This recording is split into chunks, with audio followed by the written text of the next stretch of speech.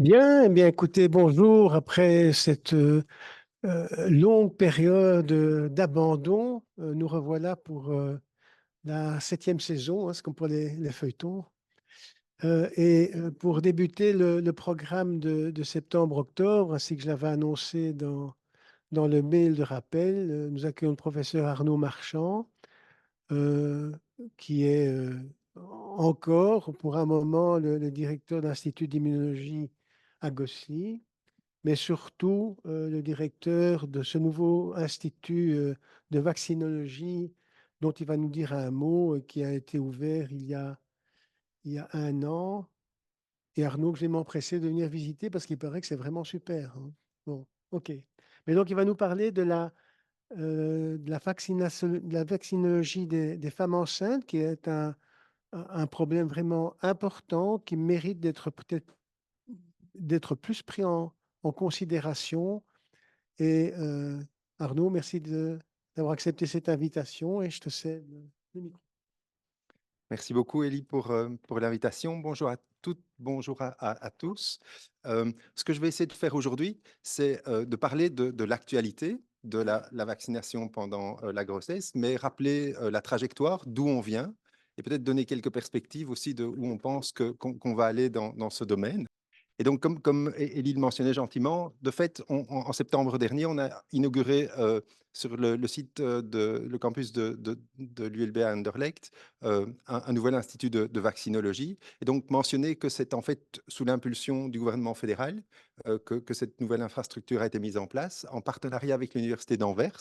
Donc, vous avez le site à Anvers au-dessus et le site à Anderlecht en dessous, avec pour mission pour Anvers surtout de développer les aspects de recherche clinique et en particulier les modèles d'infection contrôlée chez l'homme, des Controlled Human Challenge, qui est une approche qui est de plus en plus importante dans la recherche et le développement de nouveaux vaccins, et à charge et pour mission pour l'ULB de développer les aspects de laboratoire, les aspects d'immunologie, de microbiologie. Et aujourd'hui, l'Institut rassemble les équipes de microbiologie et d'immunologie humaine, translationnelle si vous voulez, de la faculté de médecine de l'ULB.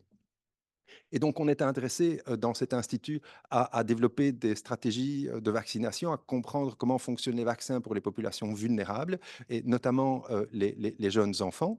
Et donc, si on parle aujourd'hui de vaccination pendant la grossesse, c'est que on sait que le jeune enfant, le nouveau-né, est capable de développer des réponses à la vaccination, mais que ces réponses mettent du temps à s'installer. Il faut plusieurs injections, plusieurs mois pour établir une immunité satisfaisante contre les pathogènes qu'on veut cibler. Et donc ça laisse une fenêtre de susceptibilité de plusieurs mois en début de vie, période pendant laquelle, et on va y revenir, des pathogènes importants causent des morbidités, une morbidité, une mortalité importante dans les pays industrialisés et à l'échelle du monde.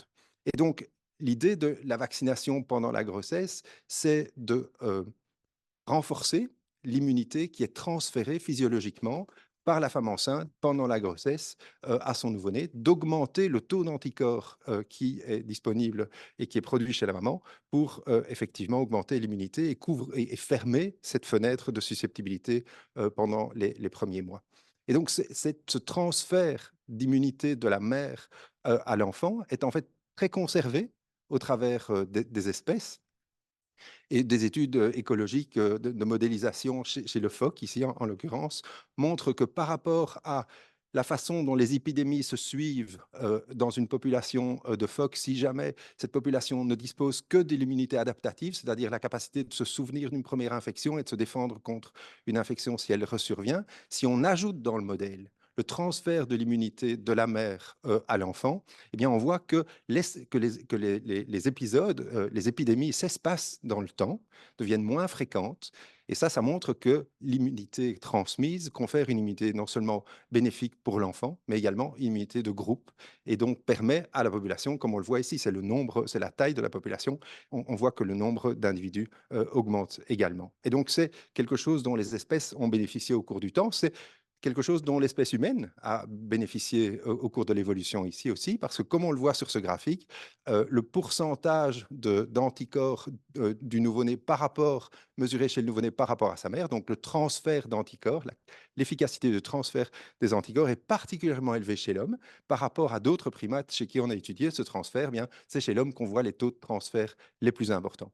Donc, on voit que Mère Nature ou nos mères tout court font bien les choses. Et en fait, quand on réfléchit, on se dit que le, la, le transfert de l'immunité de la mère au fœtus, c'est finalement le premier programme d'immunisation dans l'histoire, dans l'évolution, avant qu'on ne conçoive les vaccins.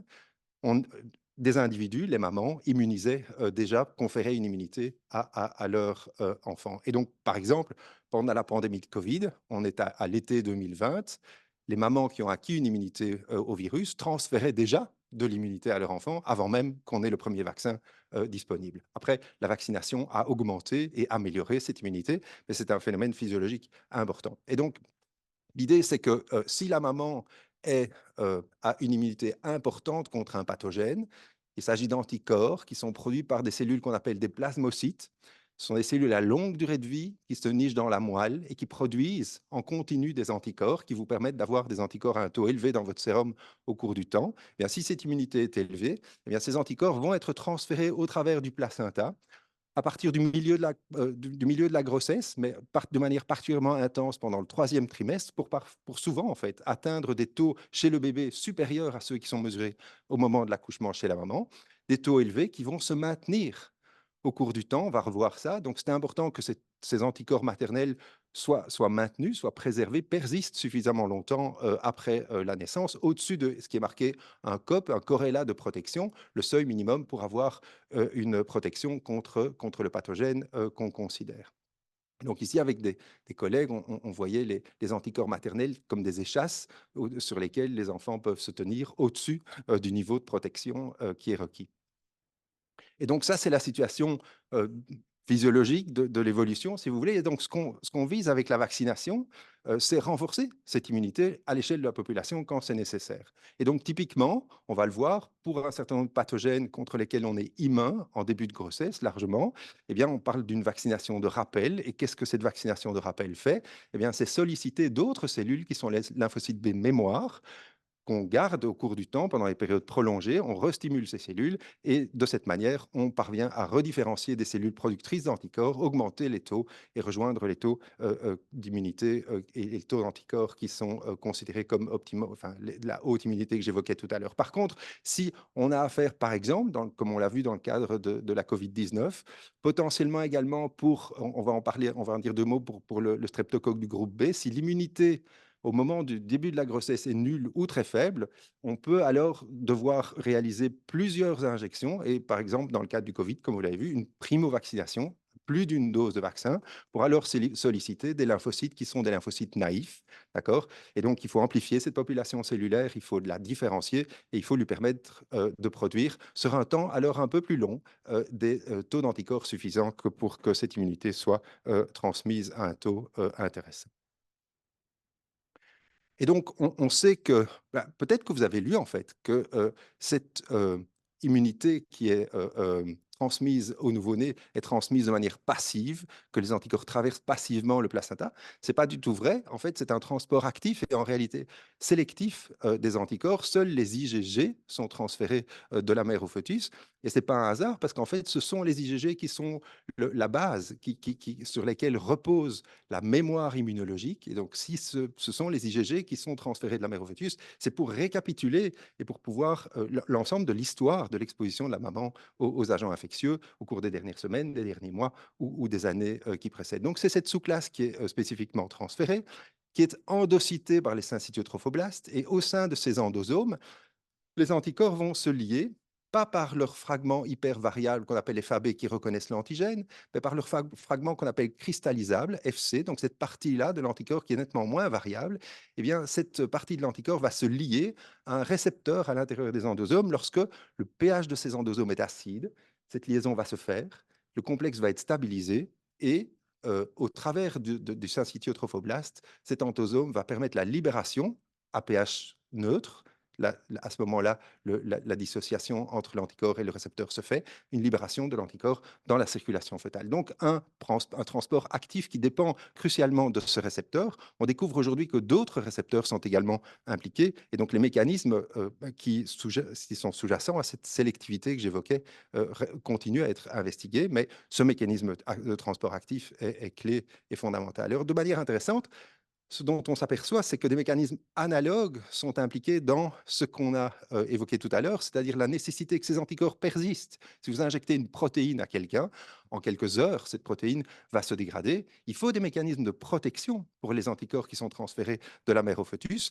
La demi-vie d'un anticorps maternel, d'un anticorps tout court, et on va voir qu'on peut jouer là-dessus, c'est environ 28 jours. Donc considérablement plus long que ce qui se passerait si cette protéine n'était pas protégée. Comment est-ce qu'elle est protégée? Au niveau des cellules endothéliales du nourrisson, encore une fois, endocytose, endosome acidifié, liaison à ce récepteur FC néonatal, le même que celui qui se trouve au niveau du placenta, et protection dans ces endosomes de la dégradation, de protection contre la dégradation de ces anticorps, alors que d'autres protéines qui ne lient pas le récepteur FC néonatal sont dégradées. Eh bien, les anticorps, eux, sont protégés, et donc les endosomes de recyclage permettent aux anticorps de revenir dans la circulation. On considère qu'à un temps T, environ 50% de nos anticorps, des anticorps du nourrisson, les nôtres également, se retrouvent dans les cellules endothéliales occupées à recycler. Et en réalité, ce récepteur FC néonatal lie également l'albumine et augmente la demi-vie de l'albumine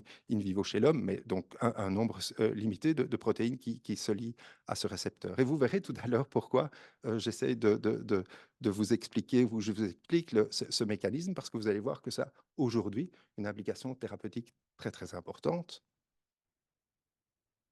Et donc, ces mécanismes, en fait, de transfert des anticorps maternels, de transfert de l'immunité maternelle au fœtus, au nourrisson, elle est en fait à la base de la découverte du système immunitaire. C'est une des découvertes piliers dans le contexte de l'immunologie. Pourquoi? Parce que début des années 1890, 2 ans à peine après qu'on ait découvert les anticorps, Monsieur Ehrlich découvre que lorsque l'on immunise une femelle gestante chez l'animal contre une toxine, eh bien, le nouveau-né sera protégé contre cette toxine. Donc, une immunité est transférée, et il peut précipiter cette activité et voir qu'il s'agit des anticorps qu'on a découvert 2 ans, que M. Behring avait découvert 2 ans plus tôt. Donc, extrêmement tôt dans le développement de la discipline qu'est l'immunologie, on se rend compte de ce transfert. Et en fait, à ce moment-là, on est encore au temps assez précoce.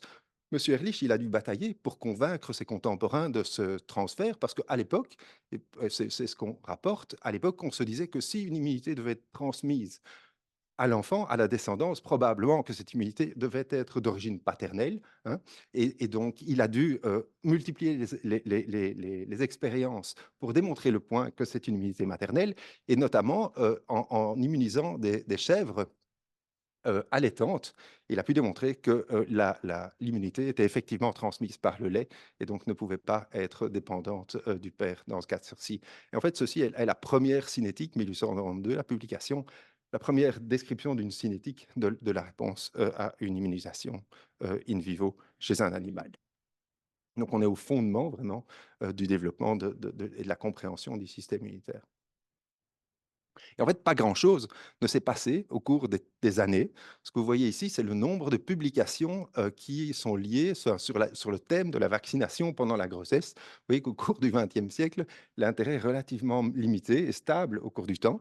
Et c'est vraiment après 2000 qu'on voit un intérêt important. D'abord, on, on- on- on a commencé à utiliser la vaccination pendant la grossesse pour prévenir du tétanos néonatal. Je vais revenir là-dessus.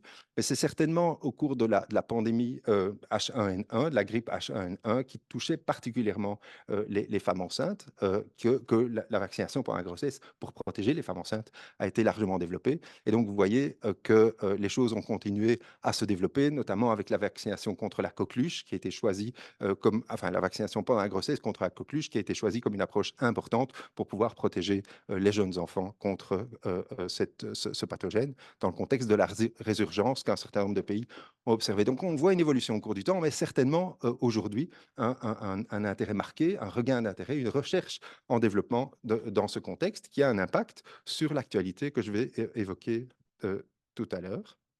Et donc, de manière routinière aujourd'hui, on vaccine contre le tétanos, contre la grippe, contre la coqueluche, et on va en parler tout à l'heure, contre le virus respiratoire syncytial.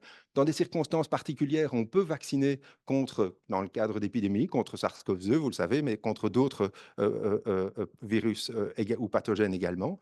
Et en développement, d'autres vaccins sont étudiés et développés, évalués contre le streptocoque du groupe B, j'évoquais, mais également CMV, Zika, la malaria et d'autres. Donc, c'est clairement une stratégie dont l'importance, l'efficacité est de plus en plus reconnue et qui devient un outil central pour effectivement la prévention des maladies infectieuses pendant la grossesse qui touchent les femmes enceintes et aussi également pour protéger les jeunes enfants pendant cette période de susceptibilité, cette fenêtre de susceptibilité typique pour le tétanos néonatal. D'accord, on ne va pas vacciner un nouveau-né pour protéger du tétanos néonatal qui se passe dans les premières heures de la vie. Le transfert des anticorps dirigés contre le toxoïde est le mécanisme par lequel on peut protéger les nouveau-nés. Et donc, ce qu'on voit ici à l'échelle de la planète, c'est depuis les années 80, quand les programmes de vaccination contre le tétanos pendant la grossesse ont été établis, on voit la couverture de vaccination qui augmente et parallèlement l'incidence du tétanos néonatal qui diminue. Ce n'est pas sans doute le seul facteur qui a contribué, les facteurs d'hygiène notamment contribuent également, mais on pense que la vaccination a joué un rôle important dans ce contexte. Vaccination pertussis contre la coqueluche, on a vu cette résurgence dans le courant des années 2009, 2006, 2009, on a vu dans un large nombre de pays une résurgence de la coqueluche, qui touchait en particulier les jeunes enfants. Les formes sévères se passent pendant les premiers mois de vie. Et donc, l'immunisation pendant la grossesse a été choisie comme une stratégie importante, intéressante, largement construisant sur cette notion qui avait été alimentée par l'expérience du tétanos. Et donc ici, beaucoup d'études ont montré que l'administration du vaccin pendant la grossesse, qui augmente les taux d'anticorps transférés chez le nouveau-né, protège effectivement avec une efficacité de l'ordre de 60 à 70 contre les formes sévères de la coqueluche chez le jeune enfant. Et donc ici, dans cette étude, il y en a beaucoup, on voit au fur et à mesure, depuis l'implémentation de ces programmes, l'incidence de la coqueluche, des hospitalisations pour coqueluche, des coqueluches sévères qui diminue aux États-Unis. J'ai parlé de la grippe. Donc, clairement, la grippe, la vaccination contre la grippe pendant la grossesse est efficace, permet de prévenir les formes sévères de la maladie. Ici, une étude en Afrique du Sud qui avait étudié non seulement ça cet effet chez les femmes enceintes non infectées par le VIH, mais également dans cet article l'impact de l'infection par le VIH chez ces femmes. Et donc ici, sur la population non infectée par le VIH, on voit une efficacité de la vaccination contre la grippe, le vaccin trivalent contre placebo. Et ce qui est intéressant, c'est que ces cohortes ont été suivies, donc les enfants de ces mamans ont été suivis, et on peut remarquer que grâce au transfert de l'immunité maternelle, on a un effet protecteur également chez le jeune enfant grâce à cette stratégie. Largement, c'est l'expérience de la grippe qui a encouragé les efforts de vaccination contre le SARS-CoV-2 pendant la grossesse, alors que les femmes enceintes, comme vous le savez, n'avaient pas été incluses dans les études de phase 3. Rapidement, en Belgique et dans le monde, on a considéré que l'analyse risque-bénéfice de la vaccination devait être considérée de manière très attentive. Et donc, notamment, cette étude réalisée en Israël a permis de montrer que la vaccination avec un vaccin ARN contre SARS-CoV-2 a un effet protecteur très, très important, comparable à la population générale, avec une efficacité contre les hospitalisations de ces femmes enceintes infectées par le SARS-CoV-2 de l'ordre de 90%. Donc, une vaccination qui s'est avérée safe, qui s'est avérée efficace et qui a dû être mise en place alors que les études cliniques n'avaient pas spécifiququement inclus ces populations-là, ou n'avaient pas du tout inclus ces populations-là. Et donc, si on a été encouragé à le faire, si on a pensé que c'était important de proposer la vaccination contre SARS-CoV-2 aux femmes enceintes, c'est parce qu'on avait toute cette expérience antérieure. On savait que c'est quelque chose que les femmes enceintes peuvent répondre à la vaccination, qu'elles peuvent être protégées contre des pathogènes respiratoires. Et donc, je pense que ça a eu cette démarche proactive a eu un impact important sur la survie d'un large nombre de personnes, population générale et femmes enceintes. Et donc, le pathogène dont on parle aujourd'hui par rapport à la vaccination par la grossesse, c'est le virus respiratoire syncytial. Ça fait depuis les années 1960 qu'on essaye de développer un vaccin contre le RSV avec des déboires. On ne va pas les évoquer aujourd'hui. Ça a été compliqué de développer un vaccin contre le RSV.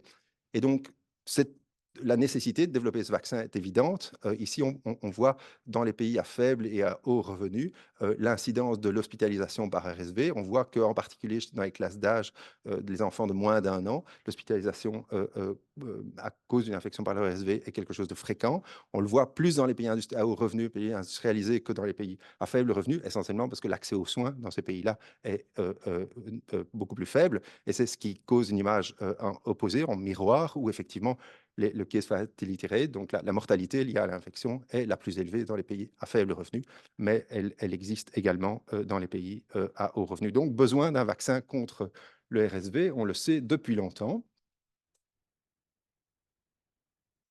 Et donc, les choses ont changé à peu près en 2010-2013.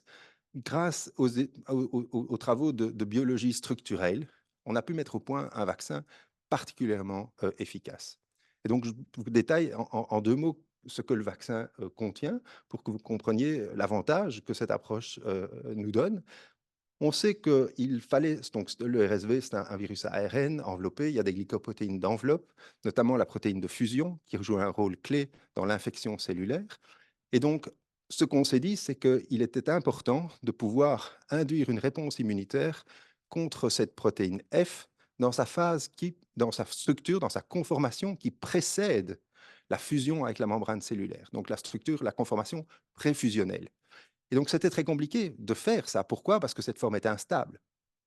Si vous la synthétisez in vitro, la protéine va rapidement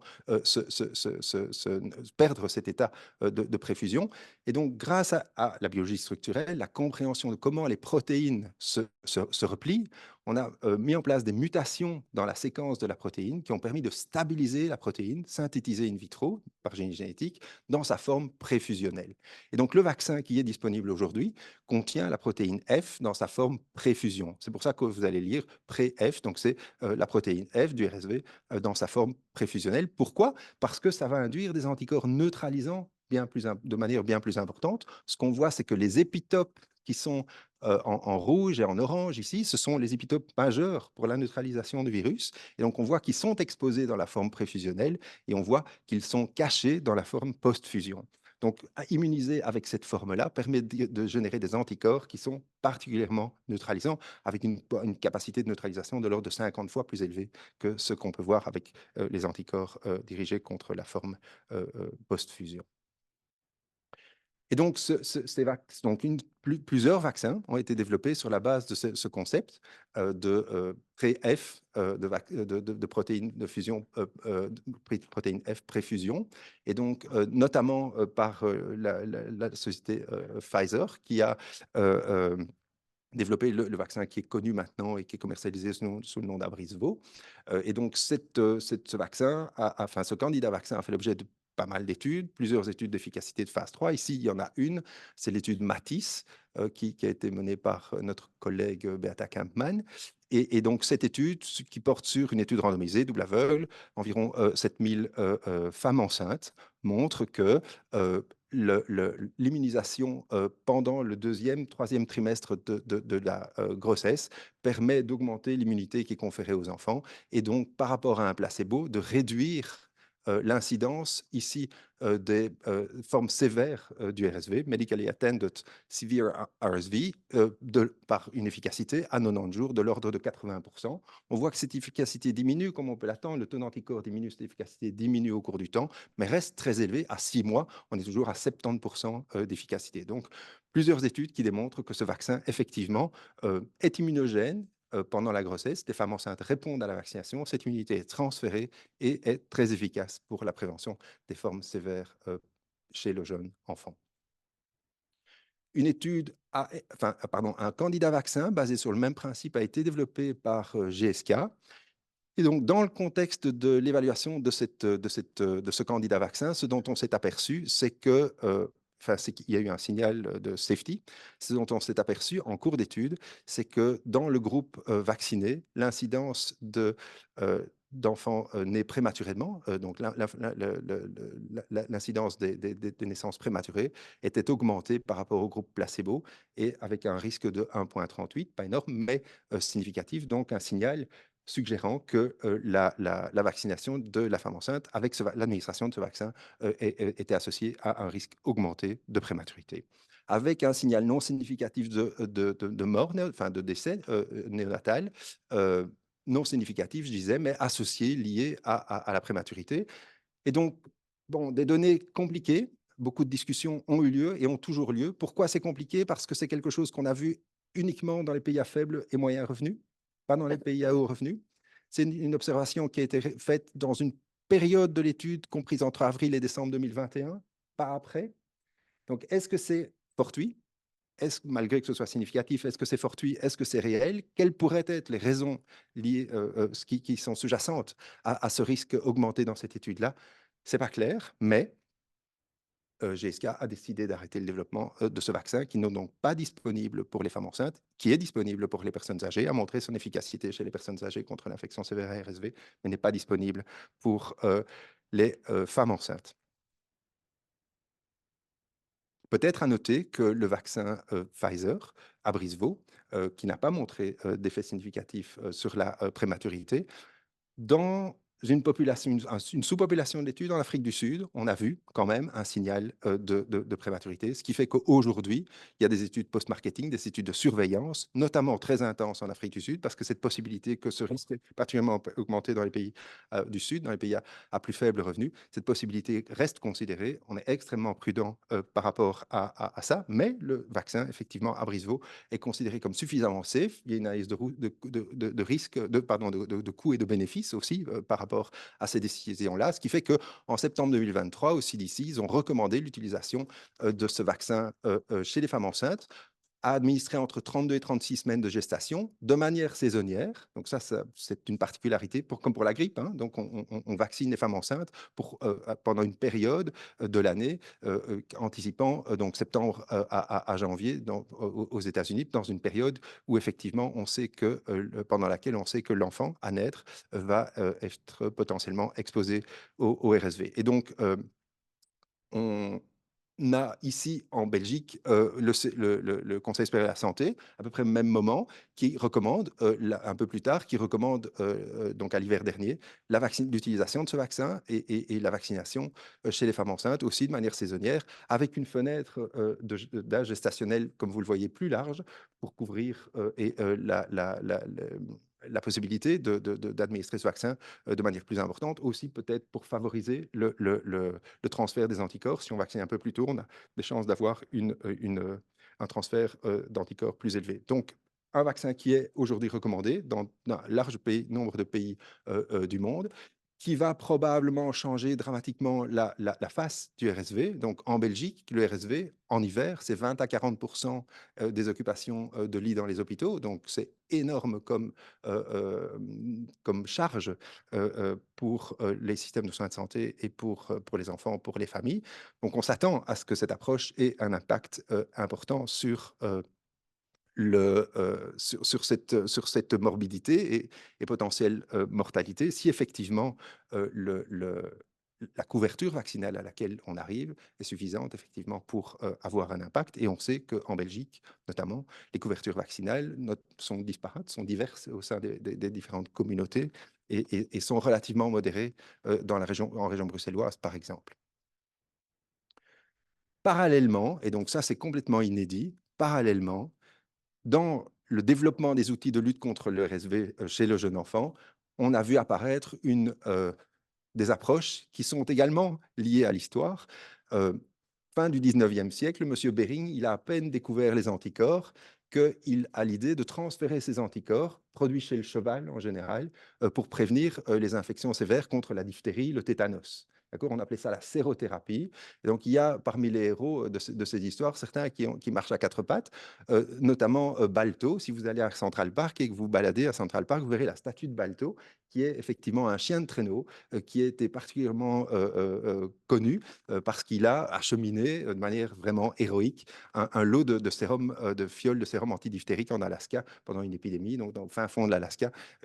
Donc, c'est une histoire connue. Certains ont peut-être même vu le dessin animé quand ils étaient petits. Il y a des animés là-dessus. Et donc, voilà, une petite histoire qui montre qu'effectivement, pendant cette période-là, la sérothérapie, ça a eu un impact majeur. D'accord? C'est quelque chose qui a transformé les choses. Enfin, le contrôle des maladies infectieuses, d'une certaine manière, plus rapidement et de manière plus importante au départ que la vaccination. Et donc, l'utilisation d'anticorps, l'immunisation passive par des anticorps contre le RSV, ça existe depuis un moment. Vous connaissez le palivizumab. L'administration du palivizumab, une IgG1 humaine dirigée contre la protéine F chez les nourrissons à risque, est lourde. 5 injections mensuelles pendant la saison, un coût élevé, une contrainte élevée, quelque chose d'extrêmement utile mais perfectible, et amélioré récemment par le développement d'un autre anticorps monoclonal, une IgG1 également, dirigé non pas contre la protéine F complète, enfin, dirigé en particulier contre un site de la protéine F dans son état préfusionnel, avec une capacité de neutralisation de l'anticorps qui est de l'ordre de 50 fois celle du palivizumab, première caractéristique. Deuxième caractéristique, je vous ai parlé du récepteur FC néonatal et de son rôle dans la préservation de la dégradation des anticorps in vivo. Eh bien, ce nirsevimab a trois mutations au niveau de ce fragment cristallisable dont je vous parlais tout à l'heure, qui en fait augmente l'affinité de l'anticorps monoclonal pour le récepteur FC néonatal et augmente considérablement du coup la demi-vie de cet anticorps. Une injection seulement nécessaire pour une protection de l'ordre de 5 à 6 mois. Ici, vous voyez les études de pharmacocinétique chez l'homme qui montrent qu'effectivement, bon, ici un monoclonal qui est un peu différent, mais c'est le même principe, qui montre que la persistance de l'anticorps à des taux élevés est bien plus importante que l'anticorps non muté. Plusieurs études ont évalué l'efficacité de cet anticorps monoclonal. Ici, l'étude Harmonie, 8000 enfants de moins d'un an, chez qui une administration unique d'une dose de ce monoclonal a montré une efficacité contre l'hospitalisation liée à RSV, une efficacité comparable à celle de la vaccination par la grossesse, de l'ordre de 80%. On est donc dans une situation complètement inédite, un problème qu'on connaît depuis énormément de temps, dont on se demandait vraiment si un jour on allait pouvoir le contrôler. Eh bien, aujourd'hui, à peu près en même temps, l'anticorps monoclonal est venu en fait plus tôt, il était approuvé plus tôt que le vaccin pour les femmes enceintes, mais on est effectivement aujourd'hui avec deux outils, un anticorps monoclonal, un vaccin qu'on peut administrer aux femmes enceintes, avec un rationnel qui est semblable, un mécanisme d'action qui est différent et du coup des modalités d'administration qui sont différentes aussi. Si vous voulez, si on veut protéger pendant les premiers mois de la vie, les deux interventions se valent. Si on veut protéger au-delà de 6 mois, évidemment, le monoclonal aura un avantage parce qu'à peu près à 6 mois d'âge, l'enfant aura perdu l'essentiel de ses anticorps maternels et donc il y a une différence à ce niveau-là. Mais sinon, globalement, ce sont deux approches extrêmement efficaces, rendues récemment disponibles et donc qui, comme je le disais, le monoclonal par ailleurs, vont on l'attend, considérablement changer la phase du problème et l'impact de cette infection. Et donc, dans, son rapport, toujours de décembre 2023, le Conseil supérieur de la santé recommande, encourage la prévention de l'infection par RSV chez tous les enfants de moins d'un an, une administration saisonnière et indique que les deux approches sont efficaces. D'accord? L'idée qu'on administre un anticorps monoclonal à tous les enfants, un anticorps monoclonal, c'est pas donné, hein. Donc le prix, c'est environ, en Belgique, je crois que c'est de l'ordre de 700 €, d'accord? L'idée qu'on puisse recommander l'administration universelle d'un anticorps monoclonal, c'est complètement inédit. Dans notre domaine, on pensait que moi j'ai enseigné ça aux médecins jusqu'à 2-3 ans. Les anticorps monoclonaux, ça allait des populations cibles, c'est cher, c'est particulier. On pense à des populations particulièrement vulnérables, des populations ciblées. Ici, on parle d'une administration universelle. Et donc, est mise en place pour l'hiver le programme, enfin la mise en place de l'administration de ce monoclonal, le Nirsevimab, Beyfortus, le nom commercial, et donc les critères de remboursement sont définis, etc. Mais donc à cet hiver, on s'attend, comme ça a déjà été le cas l'hiver dernier, on est un peu en retard, le Luxembourg, l'Espagne, la France ont déjà utilisé cet anticorps monoclonal avec énormément d'efficacité l'hiver dernier. Et donc ici, on a effectivement deux approches possibles. Et donc le CSS nous dit que le choix de l'approche est laissé aux praticiens et aux parents. Alors peut-être dire, pour finir, à mon avis, ce que ceci montre, c'est que cette approche de protection des infections sévères en début de vie chez le jeune enfant est occupée à se développer via, et on l'a vu depuis un certain nombre d'années, via l'immunisation maternelle, et maintenant de façon extrêmement presque théâtrale, vraiment euh, euh, à peu près inattendue à cette échelle-là et de cette manière-là, avec l'utilisation d'anticorps monoclonaux. Et en réalité, quand on discute avec notamment la Fondation Gates, etc., tout ça s'est passé de manière extrêmement efficace, mais relativement empirique. Notre compréhension de l'immunobiologie de la vaccination et de l'immunité pendant la grossesse, de l'immunité de la diade mère-enfant, notre connaissance de ces aspects-là, en fait, reste relativement limitée. Tant mieux que ça marche, mais on pense qu'on peut améliorer les choses, améliorer notre compréhension, et donc peut-être dire deux mots d'un consortium qu'on a mis en place avec des collègues américains, qu'on a appelé MADI, pour Maternal Immunization and Determinants of Infant Immunity. Et ce qu'on essaye de faire dans le contexte des travaux de ce consortium, c'est d'évaluer quel est l'impact de la grossesse sur la qualité de la réponse vaccinale. On sait que quantitativement, le taux d'anticorps, il est comparable à une population de femmes non enceintes, mais on a des différences qualitatives, modifications post-traductionnelles, etc. Et donc, on essaie de comprendre quelles sont les implications fonctionnelles de ça. Je vous ai parlé de sélectivité du transfert des anticorps. En fait, quand vous regardez le taux de transfert des anticorps maternels, il n'est pas le même d'un antigène à l'autre. Notre compréhension de ça est extrêmement limitée. Donc, c'est une des questions qu'on se pose. Comment est-ce que les anticorps maternels fonctionnent lorsqu'ils sont mis en présence d'un système immunitaire de nouveau-né, qui ont des caractéristiques très, très particulières? Ça aussi, c'est un champ qui est relativement mal compris. Comment est-ce que les anticorps maternels interfèrent ou interagissent avec les vaccins qui sont donnés aux nourrissons est également une question importante. Et donc, au travers de ces approches de cohortes de mamans et de bébés vaccinés, l'utilisation de biologie de système, d'outils de multiomiques. On essaie d'identifier les mécanismes précoces de l'induction de ces réponses vaccinales. Une spécialité qu'on a au Plotkin, c'est ce qu'on appelle la sérologie des systèmes, c'est-à-dire caractériser pas juste le taux des anticorps ou leur capacité de neutralisation, mais l'ensemble des fonctions des anticorps, leurs caractéristiques biophysiques, leur capacité à activer le complément, à promouvoir la phagocytose, etc. Donc, des datasets, des sets de données qui sont larges, avec des outils analytiques appropriés qui sont développés, et alors des modèles animaux dans lesquels on teste un certain nombre d'hypothèses. Et donc peut-être mentionner, parce que c'est important, notre contribution, elle se fait au laboratoire, mais elle se fait également en clinique. Et donc l'accord principal de ce consortium, elle est actuellement recrutée à l'hôpital au CHU Saint-Pierre, où donc on analyse la réponse extrêmement finement, la réponse à la vaccination contre la coqueluche chez les femmes enceintes, chez les bébés de ces femmes enceintes, pour commencer à comprendre comment se règle l'immunité de la diade mère-enfant, en cherchant des déterminants chez la maman de la réponse à la vaccination chez le bébé.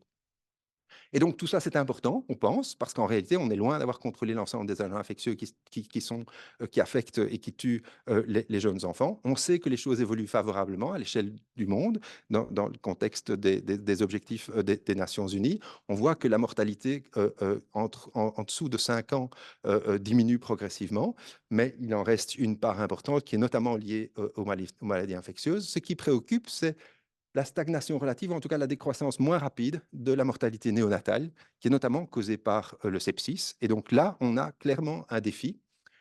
Oula, ça c'est un petit peu transformé, mais un défi par rapport à la prévention du sepsis néonatal. Et donc ce qu'on discute dans cet article, dont je montrais une ou deux images au début, c'est que le nombre de pathogènes impliqués dans le sepsis néonatal à l'échelle de la planète est élevé.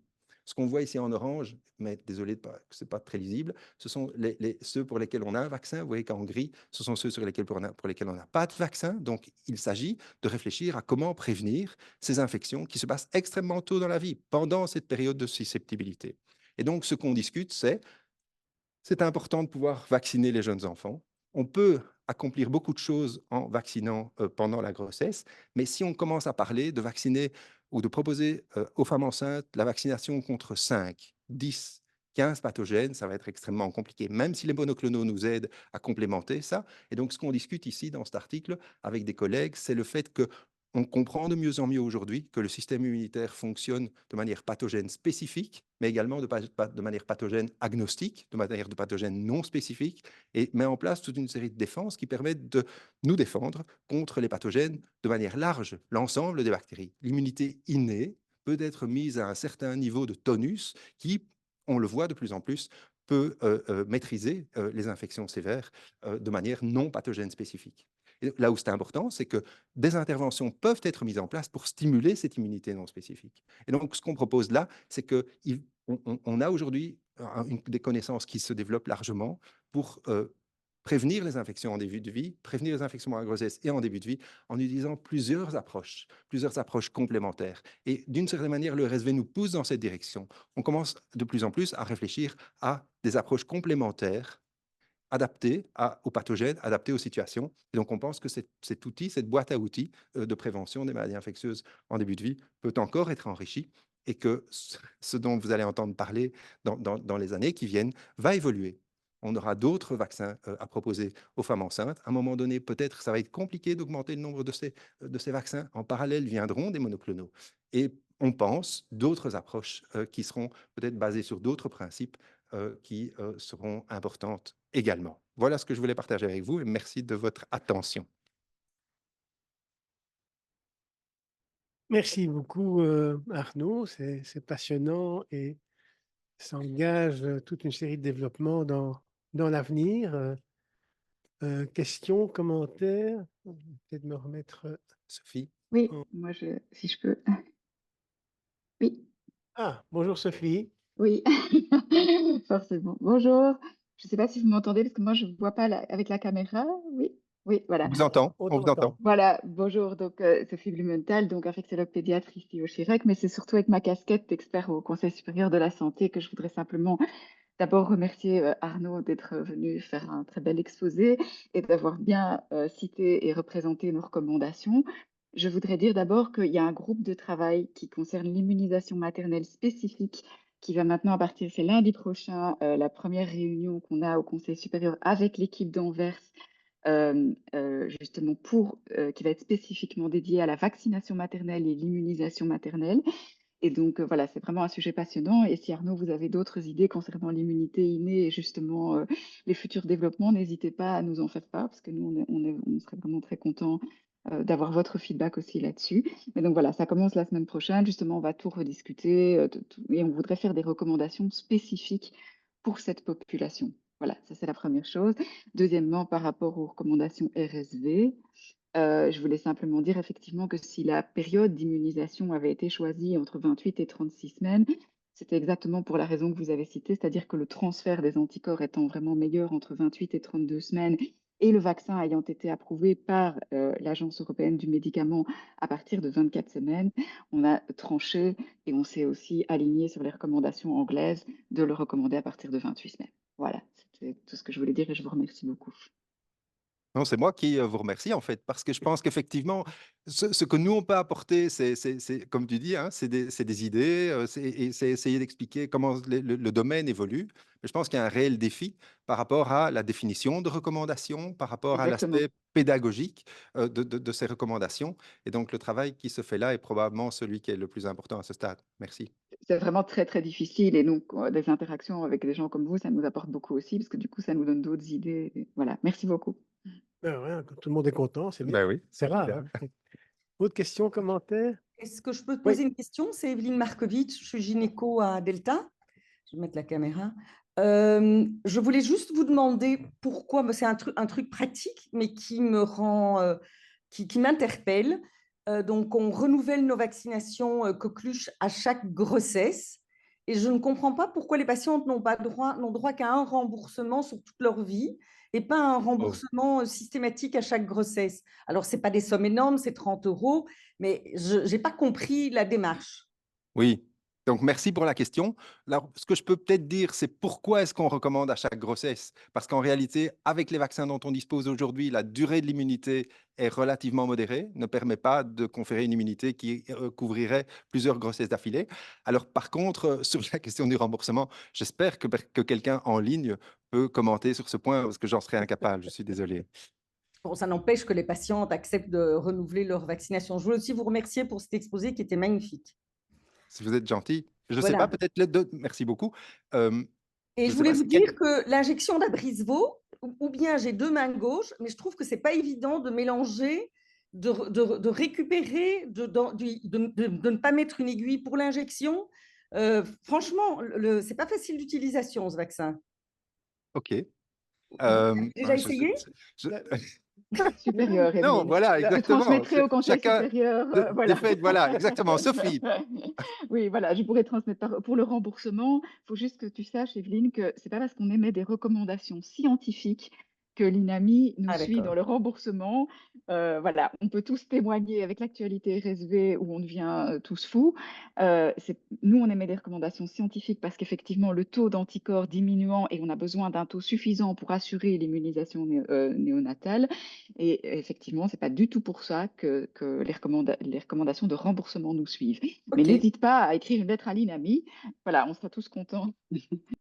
Bon, la même chose, Abrysvo n'est pas remboursé alors que Beyfortus va l'être. Donc, voilà, je dois expliquer aux patientes aussi Oui, pourquoi Non, elles mais on fera un doivent. débat à notre. Voilà. Voilà. Voilà. oui, enfin, on recommence fort, hein, parce que à enfin, un grand tour sur deux, on parle de la dissociation qu'il y a entre ce Oui. qu'il faudrait faire et le remboursement dynamique. Ben voilà, on commence comme on a terminé.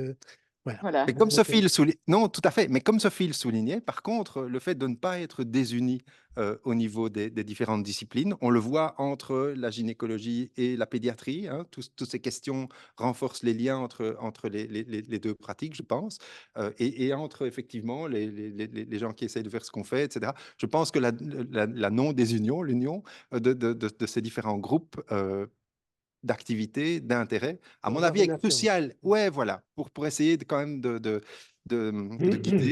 guider et d'encourager la prise de décision la plus adaptée possible. Michel, Oui, mais d'abord, vraiment bravo Arnaud. Je trouve que cet exposé était vraiment remarquable et à la fois accessible et apportant des informations pratiques cruciales. Donc bravo pour tout ça. Je pense que quand tu as parlé du récepteur FC néonatal, tu as fait allusion à des applications thérapeutiques. Et donc, je me demandais si tu pouvais faire un commentaire là-dessus, notamment par rapport au nouveau traitement de la myasthénie grave. Ah, je pense que merci beaucoup, Michel, pour ce commentaire. Peut-être que tu fais référence à des choses par rapport à la myasthénie que j'ignore, donc je ferai peut-être un commentaire général qui est effectivement le fait que dans le contexte de l'interaction entre les anticorps qui sont administrés et le récepteur FC néonatal, les mutations qu'on peut apporter permettent non seulement d'augmenter la liaison à ce récepteur, mais également d'abroger la liaison à ce récepteur. Et donc, on peut, par exemple, développer, concevoir des anticorps monoclonaux qui ne lient pas le récepteur FC néonatal et qui ne sont donc pas transférés de la mère au fœtus et donc qui sont, par exemple, qui ont un profil de sécurité à ce niveau-là. Par ailleurs, il y a des interventions directes, et c'est peut-être à ça que tu fais référence, mais je vais te laisser compléter, des interactions directes sur le récepteur FC néonatal lui-même par rapport au métabolisme et à la dégradation des anticorps. Et donc, si effectivement on le bloque, on peut accélérer le métabolisme des anticorps, et c'est peut-être à ça que tu fais référence. Tout à fait, c'est ça qui fait aujourd'hui, disons, le succès d'Argenix, qui a développé un anticorps dirigé contre ce récepteur, qui permet effectivement de réduire les taux des anticorps pathogènes dans la myasthénie, mais le même raisonnement est mené pour d'autres maladies auto-immunes et aussi par d'autres compagnies comme UCB par exemple. Ouais, tout à fait. Super. Mais donc voilà, c'est sympa parce que ce sont des approches qui ont une application directe et dont les mécanismes, maintenant, je pense, commencent à être bien compris et sont une base solide hein, pour des nouveaux médicaments. moi, je vais te poser une question peut-être un peu plus marginale. donc le transfert des anticorps via le mécanisme que tu as expliqué au niveau du placenta et ce qui est transmis par l'allaitement, quelle est la proportion des deux? Autrement dit, on encourage l'allaitement maternel pour toute une série de raisons, notamment pour des raisons immunologiques. Oui. Est-ce que ça tient la route? C'est significatif par rapport à ce qui est transmis au niveau du placenta? Oui, donc c'est significatif certainement. Donc la mesure de l'importance relative est compliquée évidemment. Donc on a du mal à mesurer l'importance relative des deux. Les IgG qui sont induites par la vaccination sont en quantité moins abondante dans le lait maternel que les IgA, d'accord? Donc l'immunité telle qu'on l'induit aujourd'hui par la vaccination intramusculaire, etc., qui favorise la production d'IgG, elle conférera surtout une immunité via le placenta. Mais il y a des anticorps IgG dans le lait maternel qui contribuent, qui sont transférés dans le lait maternel par les mêmes types de récepteurs et qui contribuent certainement à la protection. Ce à quoi on réfléchit, c'est l'immunisation mucosale de la femme enceinte pour induire une immunité mucosale plus spécifiquement chez la femme allaitante et du coup une transmission d'immunité mucosale sous la forme d'IgA au nouveau-né. Et donc on a des travaux en cours avec Camille Locht à l'Institut Pasteur à Lille, qui donc travaille depuis un moment sur une forme atténuée de la bactérie pertussis, donc un vaccin vivant atténué contre la coqueluche. Et donc dans des modèles animaux à ce stade, montre que quand on immunise pendant la grossesse avec ce vaccin qui induit de l'immunité mucosale, on parvient à transférer de l'immunité mucosale aux souris au nouveau-né, ce qui ne se passe pas avec une administration intramusculaire d'un vaccin cellulaire, quoi. Par exemple, enfin, donc, pour parler de data et pour être clair, cette immunisation mucosale protège non seulement contre la maladie systémique, diminue la charge infectieuse au niveau des poumons, mais diminue également le portage, ce que le vaccin acellulaire ne fait pas. Et donc là, on a des données qui nous encouragent à réfléchir à des voies d'administration, des approches qui induiraient spécifiquement l'immunité mucosale, ou alors l'avantage, l'importance relative serait dans l'autre sens. Notamment aussi tous les travaux par rapport au SARS-CoV-2 pour essayer de dégager un vaccin Exactement, mucosal qui pourrait aussi être intéressant dans le contexte que tu soulignes ici. complètement. Et donc, une des conséquences de la pandémie, puisque tu élabores là-dessus, une des conséquences de la pandémie, c'est que ça a boosté considérablement la recherche sur l'immunité mucosale et la manière d'induire une immunité qui permet d'empêcher la transmission. Donc, énormément de choses sont faites à ce niveau-là et ça, c'est vraiment heureux et important. Mais dans ce cas-là, encore merci d'abord à Arnaud pour effectivement cet exposé vraiment extrêmement intéressant et aux intervenants qui étaient branchés, que l'on remercie aussi. Merci Sophie, merci Michel. Et donc, à la semaine prochaine. Merci pour l'invitation. Bon après-midi.